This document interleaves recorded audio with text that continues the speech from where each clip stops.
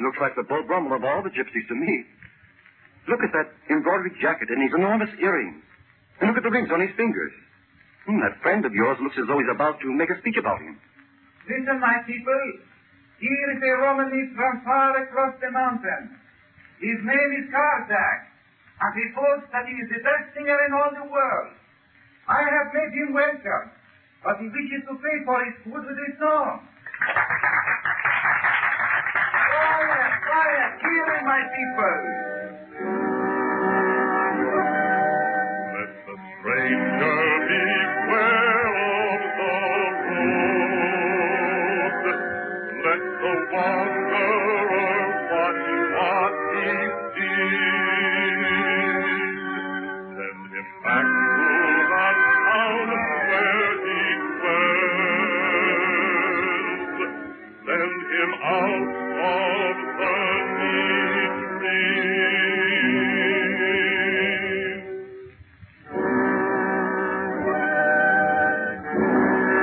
He shall see but the stars of the night. He shall hear not the hiss of the dark. But the stranger who sings out my cheek, he shall die with a knife in his heart.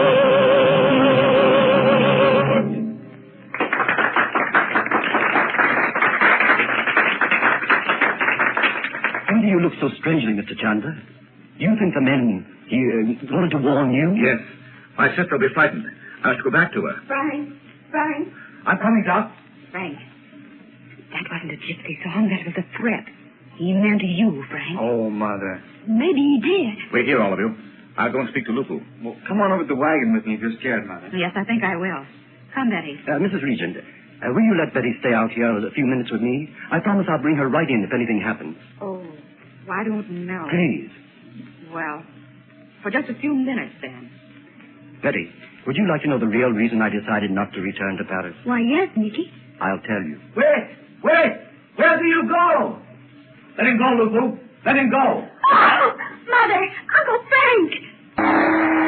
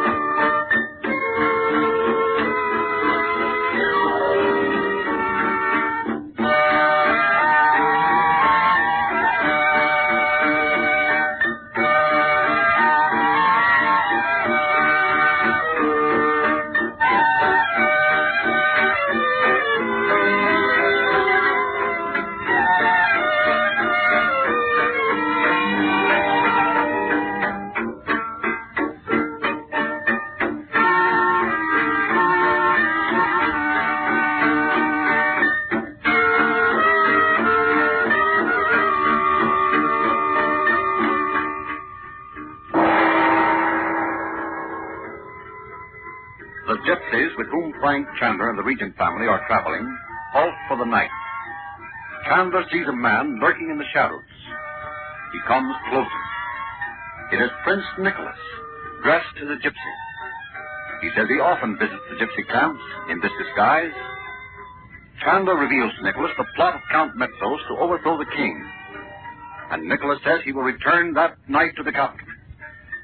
Suddenly, a gypsy singer enters the camp. The words of his song contain a veiled threat addressed to Chandler.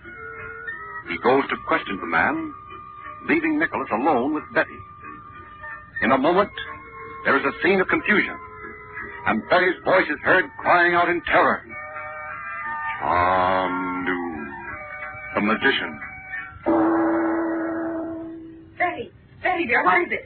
Betty, are you all right? What happened? What's the matter, Betty? Quick, what happened? Why, Uncle Frank, Mother, Nicky's gone. He's just gone. Which way did he go? I don't know. I didn't even see him go. What's the matter, for Pete's sake? You made enough noise to wake up all the dead kings and queens of Montebania. Oh, hush, Mom. Tell us what happened, dear. Nothing happened. Nicky was just sitting here with me, then all of a sudden Lupu said something to that singer. Then I heard Uncle Frank say, "Lupu, let him go." And of course I looked over there at the campfire. When I looked back again, Nicky was gone. Uncle Frank, do you think somebody could have just snatched him right up right before my eyes? No, of course not. Well, what was next saying to you, Betty? He hadn't said a word. He asked me if I wanted him to tell me the real reason he decided not to go back to Paris. And I said yes. Well, what was it? He didn't get a chance to tell me. I don't know. Well, can you beat that? He must be around here somewhere. Uncle Frank, what happened to that gypsy that sang? He ran away into the darkness. You see, he had accomplished what he came here to do, and I think he was afraid he might be caught and questioned. But what about Nicholas?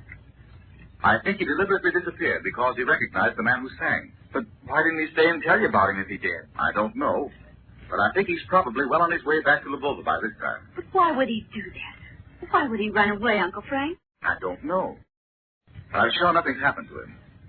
I doubt that even those who kidnapped Nicholas would have the audacity to try it again. I don't know, Uncle Frank. Seems to me anybody that'd have the nerve to kidnap him right out of his own palace gardens wouldn't stop him knocking him on the head out in this wild place. Oh, Bobby, don't. Come now, Doc. Why don't you and Betty go to bed? We have to be up early in the morning, you know. And I want to have a talk with Lupu. This gypsy coming to the camp has changed everything. Well, there comes Lupu now. He's probably been around beating the bushes with sticks. You didn't find him, Lupu? No, he must be a snake. That he has wriggled off into the forest. Never mind, let him go. It would probably do no good if we caught him. Did you notice his hands, Lupu? No, Chandu. But I think if the mark of the scimitar had been on his hand, I would have seen it. Yes, you probably would have. The mark of the scimitar? Do you mean... Never mind, Bobby. Oh, I don't mind his knowing that. Lupu thinks all of the Stavens men have that mark of the scimitar on their hands. Oh, isn't that awful? It's awful for them, but it's an advantage to me. Lupu, I can see now I cannot take my sister and her son and daughter with me further. Will you ask your father if they may stay with your tribe while I'm gone? Oh, Uncle Frank, you're going to leave us here, are you? Just when things are getting exciting? Oh, please take us, Uncle Frank. It's just like a movie. Yes, I must leave you here, Bob. Now that we've been recognized, it'd be foolish to take your mother and Betty with me. Oh, dear. I don't think it'll be any fun at all without you, Uncle Frank. I'd rather just go back to the castle and wait until you come back. But we can't do that either. Now, children, don't argue with Uncle Frank about this. Remember, his work comes first. And remember, too, Bob, if you went back to the castle, there would be Mr. Grant and Letton. Gee, I don't want to go back to the castle. I didn't say a word about that. I think it'll be keen to stay with the gypsies. The only thing I wish is that I could go with you. What do you think could happen to us back there at the castle, Uncle Frank? Anything. Well, Mother, you can't say we aren't getting an education. Last summer we were down in Egypt living in the palace of a princess. And now here we are way up here in Montebania living with the gypsies. And nobody could tell us from the gypsies ourselves. Don't you wish Father could see us, Mother? I think it's just as well Father doesn't know about this little expedition. Yeah, I made his eyes pop out, I tell you, when I told him all those things that happened to us down in Egypt. Remember that first day we were in Alexandria and we went down to buy those red slippers for Betty? And the man locked us in the upstairs of his shop? I certainly remember. I have those slippers with me now, right in my suitcase. Remember how Yusuf came into that upstairs room by a secret door and gave us Arab clothes to escape in and told us Nadia had gone to Cairo? Doesn't it seem a long time ago? Yeah. And we thought every day we'd find out where Father was. Remember the first time we ever saw Abdallah, when he came and sang to us in the marketplace in Cairo? And he had that ring of Father's on his hand that Roxer made him wear so you'd see it. Remember, Mother? Indeed I do. When he disappeared in the crowd that day, I thought I couldn't bear it. Yes. And if it hadn't been for Abdallah working for Roxer, Uncle Frank never would have had the chance to go there disguised as a sorcerer to Roxer's room. And that's how you found out where Father was. Yeah. Only he wasn't really there in Algiers where Roxer's dead. He took him away before we got there. Uncle Frank, I'll never forget that night you and I went out to that ruin to get Father. It was all my fault we were so late getting started. If I'd known where that old well was that night, I'd have stepped right in it myself. Oh, now, Bobby, don't keep thinking of that. We found Father. You mustn't reproach yourself about that. Well, no, indeed you mustn't. If Roxar hadn't taken your father to Malta, and if things hadn't happened just as they did, the coincidence of the trap door over that old well being open and all that, Roxar probably would have been alive today, and we would still be fighting him. Well, gee, seems to me I'd just as soon be fighting Roxer as these groupie gypsies with swords tattooed on their hands and all that stuff. And Dimitri. Now, Mother, why is it you don't like Dimitri? I've asked you a dozen times and you won't tell me. I think he's the most fascinating man I ever met. More fascinating than Abdallah? Oh, yes, I really do. Why, Dimitri's been everywhere. Well, Mother, you should just hear him tell about some of his adventures. Abdallah was romantic and everything, but Dimitri's a man of the world. Well, I know he is. I don't blame you for liking him. I think he's keen. It was kind of a break, Nicholas, meeting him in Paris. I mean, kind of fun knowing a fellow like Dimitri. Yes. Think of knowing two princes at once. And think of Nicholas coming here tonight dressed like a gypsy. Miss Betty, I think you and your brother are almost gypsies yourself. What? What do you mean? Your uncle has told me how you have wandered about in Egypt so long seeking your father. And I think maybe you are a small part gypsy now. Say, Lupu, is it true that the gypsies originally came from Egypt? I mean, hundreds and thousands of years ago. Is it? So it is said in the legend of the Romany, Miss Betty.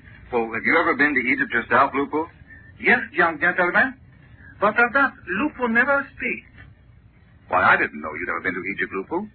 What's the matter, Lupu? Please not question Lupu ever about Egypt. Well, gee, what happened? Oh, I'm sorry, Lupo. Lupu, did you know Prince Nicholas was here in the camp tonight? Nicholas? No. Didn't he depart without food or welcome by my people? My father will be very angry. I do not understand why the French should visit our tribe and go away unseen by us. Did you know he was in the habit of dressing himself up in gypsy costume and visiting the various gypsy tribes? Oh, yes, I have known that. He thinks he is not recognized, but I know His Highness, no matter how he stain his skin and speak a Romany tongue. Does Nicky speak gypsy or whatever it is they speak? It is so, Miss Betty. Oh, Frank, I feel terribly uneasy. Every shadow out there beyond the firelight seems to me to hold a staring face. The darkness is full of great eyes. Why, Dorothy. Oh, it's not just my imagination. There's some terrible danger here. You know the yogi warned you himself. Give up this trip to the mountain of the scimitar. You'll be risking your life.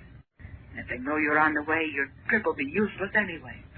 Oh, please listen to me, Frank. Please. Must go. I've got to learn the secret of that hiding place up there. You will not go alone, Chandu. You will permit that I also visit my cousins of the mountain? Why, yes, if you like. I'll take you. You're sure your father won't object? Chandu knows that when I seek this lair of my brother, nothing is forbidden by my father. And were he king of all the gypsies in the world, and I his only successor, it would be the same. I don't blame him either. Well, what will happen to us while Lupu's gone? Not many miles from here, there is a pleasant valley sheltered by two high mountains. Summer lingers in that valley even yet.